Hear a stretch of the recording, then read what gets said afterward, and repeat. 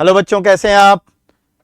बच्चों, अब कुछ ही दिन बचे रह गए एग्जाम के लिए, और अगर मैं नंबर ऑफ डेज की बात करूं तो ऑलमोस्ट 60 डेज हैं हम लोगों के पास जेईई मेन 2024 के जनवरी अटेम्प्ट के लिए। और अब इन 60 दिनों में आपको कैसे पढ़ना है, ये चीज बहुत जरूरी हो जाता है मैनेज करना। तो आज मैं यहां पे इस वीडियो में ये बताने वाला हूं कि केमिस्ट्री को इन आखिरी के 60 दिनों में आप कैसे मैनेज करें, किन चैप्टर्स को प्रायोरिटी दें, कैसे अपना स्टडी शेड्यूल बनाएं केमिस्ट्री के लिए, ताकि आपका जो जेई मेन का 2024 का फर्स्ट अटेम्प्ट है जनवरी वाला, वो शानदार हो। प्लीज केमिस्ट्री में आप फुल मार्क्स स्कोर करें। तो स्टार्ट करते हैं बच्चों, और ये देखते हैं कि कौन कौन से सबसे पहले वो टॉपिक्स हैं जिनको आपको फोकस करना है। सबसे पहली बात, इन जो बचे हुए 60 दिनों हैं बच्चा, 60 दिनों में अब आपको लिस्ट बनानी है। पहली लिस्ट ये होनी चाहिए कि आपके कौन से टॉपिक्स अभी भी ऐसे हैं जिनमें आपको कॉन्फिडेंस नहीं आ रहा है। मतलब कुछ ना कुछ ऐसे टॉपिक्स हमेशा होते हैं हमारे पास जिनमें हम कितनी भी मेहनत कर रहे हैं लेकिन हमको कॉन्फिडेंस नहीं आ रहा है। तो एक लिस्ट बनाइए उन टॉपिक्स की। उन टॉपिक्स को बच्चों, अभी समय है चूंकि 60 दिन का है, तो पहले 10-15 दिनों में सबसे पहले उन टॉपिक्स को अच्छे से कवर करेंगे। तो सबसे पहली चीज अपन क्या करेंगे? सबसे पहली चीज बच्चों ये करनी है कि हम उन टॉपिक्स की लिस्ट बना लें जिन टॉपिक्स में अपना अभी कॉन्सेप्ट थोड़ा वीक है या जिनमें हमें कॉन्फिडेंस नहीं आ रहा है। तो ऐसे टॉपिक्स आइडेंटिफाई करें जहां पे आपको लैक ऑफ कॉन्फिडेंस है, और सबसे पहले बच्चे उनमें 10-15 दिन मेहनत करते हैं, 10 to 15 डेज, है ना। जैसे हो सकता है कि किसी को इलेक्ट्रोकेमिस्ट्री में प्रॉब्लम हो सकता है किसी को आयनिक इक्विलिब्रियम में प्रॉब्लम हो बेटा, तो आप पहले उन चैप्टर्स के लिए एक काम करें। और रिवाइज करने से क्या करना है? रिवाइज करने में, तो रिवाइज करने में एग्जैक्टली आप क्या करेंगे? आप बेटा पीवाईक्यूज कर सकते हैं, ठीक है, पीवाईक्यूज कर सकते हैं। अच्छा, यहां पे भी बच्चों की क्वेरी आती है कि सर बिल्कुल कॉन्फिडेंस ही नहीं आ रहा है। अगर ऐसा है तो एक काम करना, पीवाईक्यू से पहले जो रेलेवेंट थ्योरी आपको कवर कराई गई आपकी क्लासेस में, आपके जो भी इंस्टीट्यूट्स हैं वहां पे जो भी थ्योरी करवाई गई बच्चा, वो थ्योरी को पहले 1-2 दिन में आप कवर करने की कोशिश करो। क्योंकि जब तक कॉन्सेप्चुअल चीजें नहीं क्लियर होंगी, आप पीवाईक्यूज में कॉन्फिडेंस आप नहीं कर पाओगे। जब तक आपको सारे फॉर्मूले नहीं मालूम है, सारी उसके रिलेवेंट थ्योरी नहीं मालूम, तब तक आप नहीं कर सकते हो। तो पहले 10-15 दिन बच्चा उन टॉपिक्स को हमें देना है जिनमें हमारा कॉन्फिडेंस कम है, और उन टॉपिक्स को अच्छे से आप बोल सकते हो। पीवाईक्यूज कर लो, सफिशिएंट रहेगा। क्योंकि अगर आप पिछले 3 साल के भी जेईई मेंस के पीवाईक्यूज कर लोगे तो आपके पास इनफ नंबर ऑफ क्वेश्चंस होंगे कि आपका कॉन्फिडेंस जनरेट होगा, ठीक है। तो सबसे पहली चीज ये करनी है।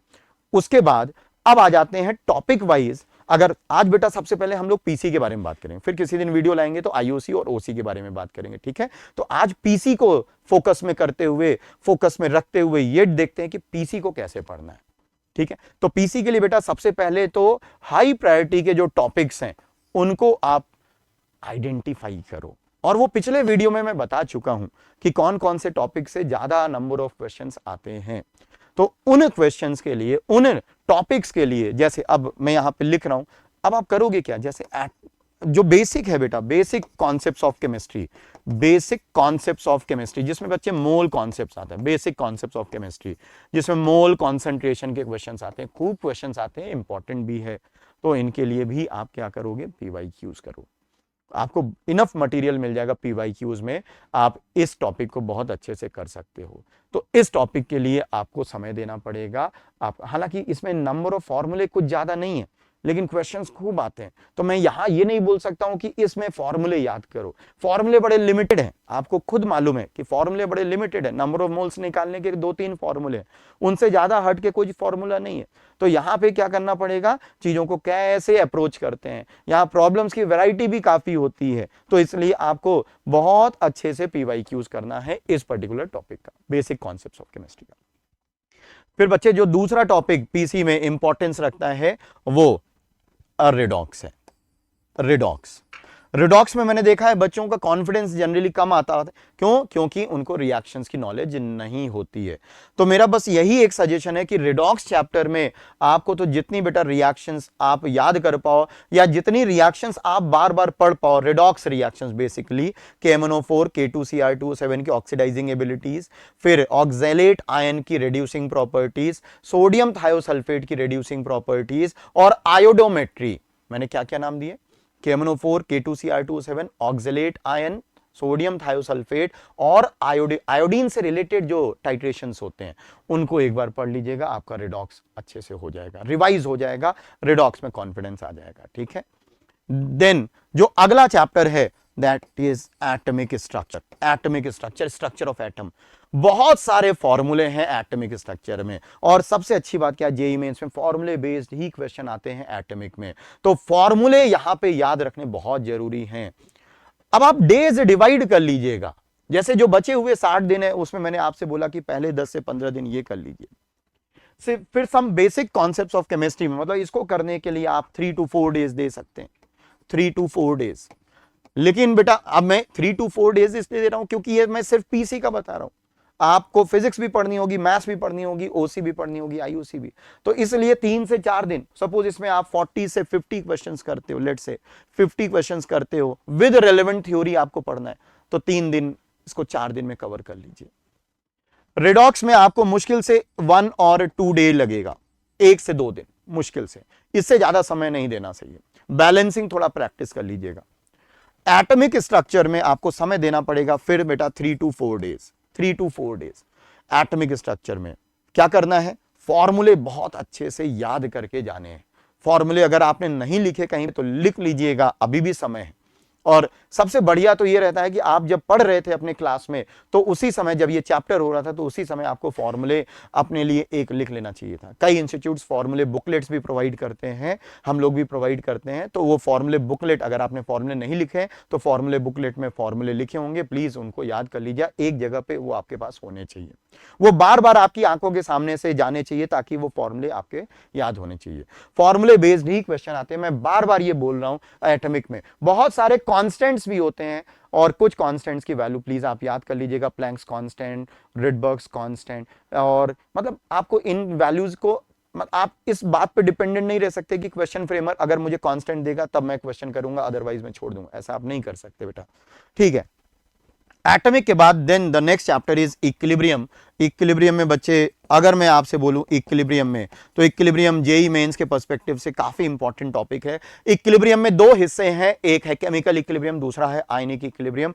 केमिकल इक्विलिब्रियम उतना ज्यादा इंपॉर्टेंस नहीं रखता है, आप एक दिन में कर सकते हो। तो इक्विलिब्रियम में जो केमिकल इक्विलिब्रियम वाला पार्ट है, केमिकल इक्विलिब्रियम वाला, वो 1 से 2 दिन ज्यादा से ज्यादा बेटा, 1 से 2 दिन ज्यादा से ज्यादा।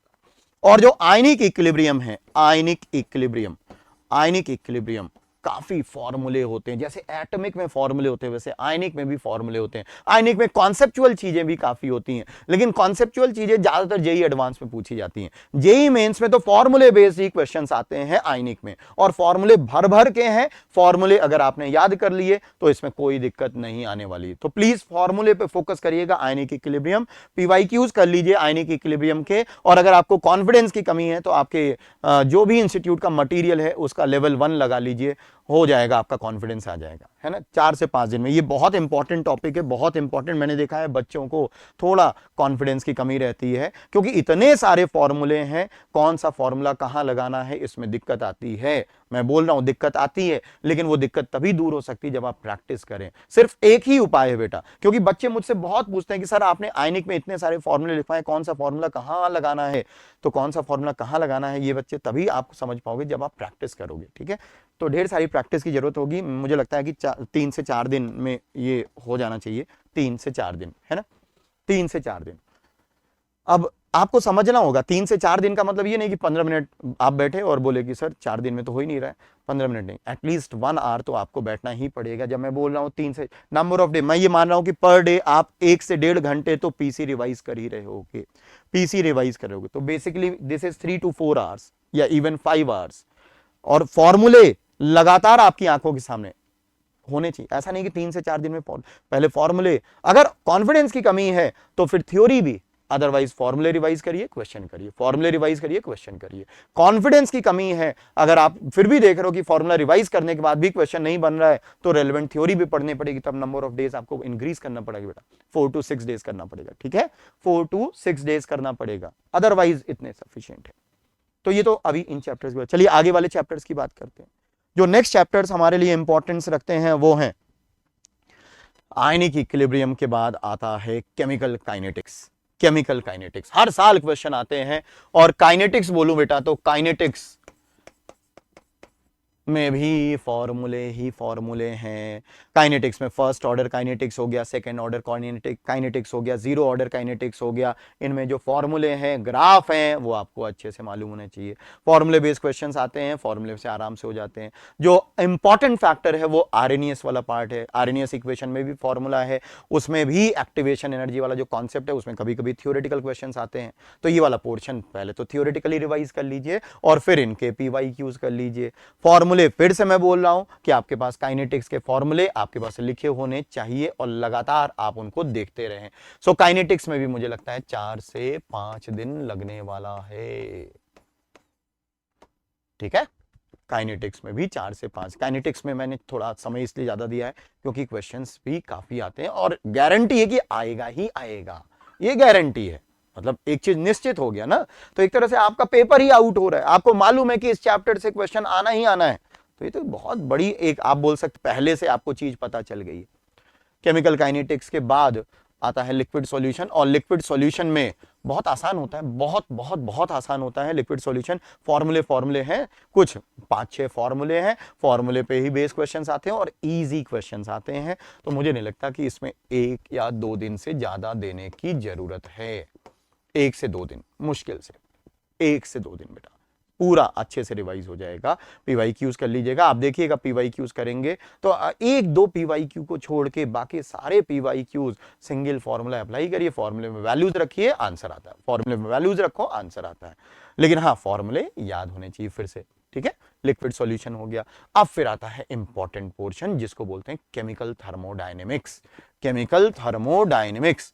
अब केमिकल थर्मोडायनेमिक्स में बच्चे कितने पोर्शन है? एक्चुअली हम लोग जब पढ़ाते हैं तो इसको 3 पार्ट में पढ़ाते हैं। केमिकल थर्मोडायनेमिक्स एनसीईआरटी में एक ही चैप्टर देखने को मिलेगा। केमिकल थर्मोडायनेमिक्स का मतलब क्या है? थर्मोडायनेमिक्स फर्स्ट लॉ, थर्मोकेमिस्ट्री और थर्मोडायनेमिक्स सेकेंड लॉ।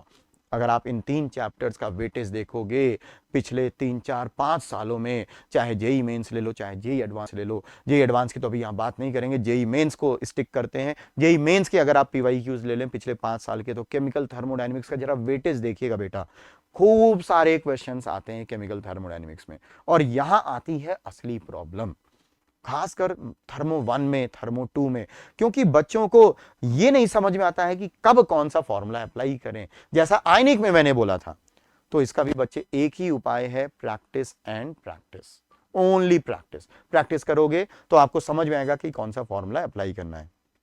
एक चीज और है कि फर्स्ट लॉ ऑफ थर्मोडायनेमिक्स आप फिजिक्स में भी पढ़ते हो, तो थोड़ा आसान होना चाहिए। हालांकि साइन कन्वेंशन का डिफरेंस है, आसान होना चाहिए। लेकिन क्योंकि हम लोग जो केमिस्ट्री में थर्मोडायनेमिक्स पढ़ते हैं उसमें एंथैल्पी से ज्यादा रिलेट करते हैं, मतलब एंथैल्पी वाले पोर्शन को ज्यादा पढ़ते हैं, ज्यादा तवज्जो देते हैं, ज्यादा इंपॉर्टेंस देते हैं। इसलिए ये वाला पोर्शन आपको तो बहुत इंपॉर्टेंट दे के पढ़ना है। ये आप फिजिक्स में नहीं पढ़ते हो, है ना। एंथैल्पी वाला पोर्शन हम लोग फिजिक्स में इग्नोर करते हैं, इधर केमिस्ट्री में ज्यादा पढ़ते हैं।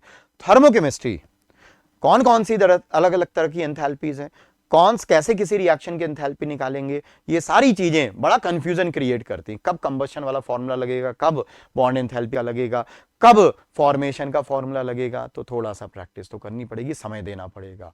और सेकेंड लॉ ऑफ थर्मोडायनेमिक्स, खास तौर से गिब्स एनर्जी वाला पोर्शन जो है, Gibbs energy, spontaneity, delta G equal delta H minus T delta S, खूब पूछा जाता है, खूब पूछा जाता है। आसान भी है, फॉर्मूला बेस्ड ही है, लेकिन आपको समय देना पड़ेगा। और मैं अभी तक इसमें आपसे बोलूंगा कि सबसे ज्यादा आपको समय इसी में देना पड़ेगा, 7 to 10 डेज, ठीक है। जितने भी दिनों में ये पूरा हो जाए, 7 से 10 दिन के बीच में ये केमिकल थर्मोडायनेमिक्स मतलब 3 पोर्शन, थर्मो फर्स्ट, थर्मोकेमिस्ट्री और थर्मो 2 आपको पूरा करना पड़ेगा, ठीक है।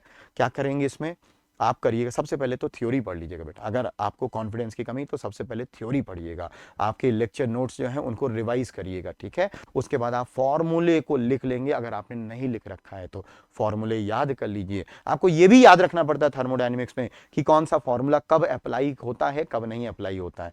तो फॉर्मूले को लिख लीजिए, PYQs करिए, PYQs करिए। जब मैं बोलता हूं 7 से 10 दिन, इसका मतलब मेरा कहना है कि लगभग 10 से 12 घंटे आपको ये रिवाइज करना पड़ेगा ऑलमोस्ट, ठीक है। ये फर्स्ट लेवल ऑफ रिवीजन है बेटा, है ना। इसके बाद मैं बताऊंगा जब सेकंड लेवल ऑफ रिवीजन होगा तो थोड़ा कम समय में आपको ये चाहिए रिवाइज करनी पड़ेंगी। देन केमिकल थर्मोडायनेमिक्स के बाद, ये केमिकल थर्मोडायनेमिक्स है बेटा, केमिकल थर्मोडायनेमिक्स के बाद इलेक्ट्रोकेमिस्ट्री। इलेक्ट्रो एक इंपॉर्टेंट पोर्शन है ये, और यहां से भी क्वेश्चंस आते हैं। काफी बड़ा चैप्टर है इलेक्ट्रोकेमिस्ट्री, इसमें भी फॉर्मूले उतने नहीं हैं लेकिन काफी ज्यादा कॉन्सेप्चुअल चीजें हैं। ले दे के 4-5 चीजें हैं, 4-5 फॉर्मूले हैं जिन पे क्वेश्चंस आते हैं, लेकिन आते खूब हैं और अच्छी प्रैक्टिस चाहिए इन क्वेश्चंस को करने के लिए। तो इलेक्ट्रोकेमिस्ट्री के लिए भी मैं आपसे बोलूंगा कि ऑलमोस्ट 5 to 7 डेज दे दीजिएगा, 5 to 7 डेज इलेक्ट्रोकेमिस्ट्री के लिए भी देना है, ठीक है बेटा। 5 to 7 डेज ये इलेक्ट्रोकेमिस्ट्री के लिए देना है, ये बहुत जरूरी है 5 to 7 डेज देना, ठीक है।